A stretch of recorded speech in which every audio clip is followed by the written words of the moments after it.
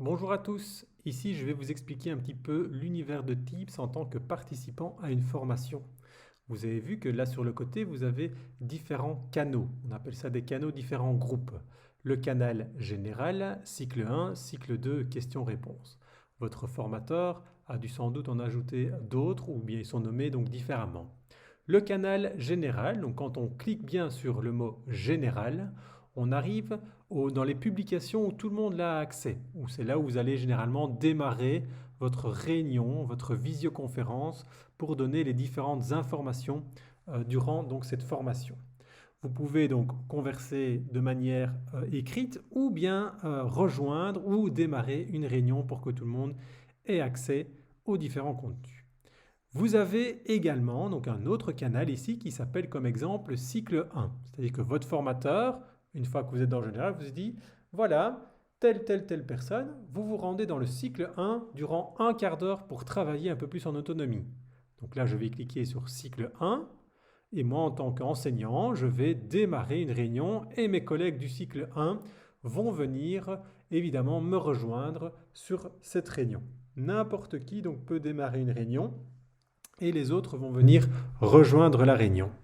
On voit le nom des participants qui arrivent ici sur le côté, parce que j'ai cliqué donc sur les participants, et on voit également donc que mon micro, ma caméra sont coupés pour le moment, mais je peux les activer quand je le désire aussi. Une fois que votre réunion est terminée, que vous avez fait votre travail en sous-groupe, vous allez pouvoir quitter. Donc vous raccrochez cette réunion-ci pour vous rendre dans le général. Donc je quitte ici en rouge et je reviens prendre de nouvelles informations auprès de mon formateur dans le canal général. Voilà, donc je reviens ici dans le général et soit encore une fois je rejoins la réunion ou bien alors je peux en démarrer une nouvelle. Mais généralement le formateur, c'est à lui de démarrer la réunion. Différents onglets dans le canal général, donc regardez bien, je suis toujours dans le canal général. Il y a en premier lieu donc les publications que vous voyez ici en dessous.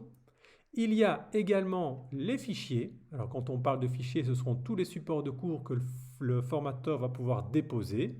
Donc que ce soit des PowerPoint, des PDF, des images.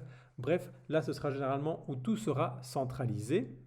Et votre formateur a peut-être activé un bloc-notes de classe. Alors le bloc-notes de classe, ça c'est propre à chaque formateur, mais c'est éventuellement pour faire des prises de notes, éventuellement pour donner des petits défis.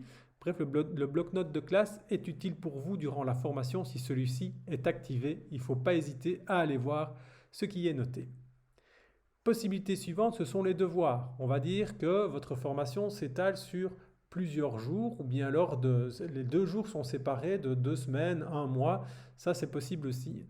À ce moment-là, le formateur va pouvoir donc déposer donc différents devoirs sur l'onglet qui se trouve ici.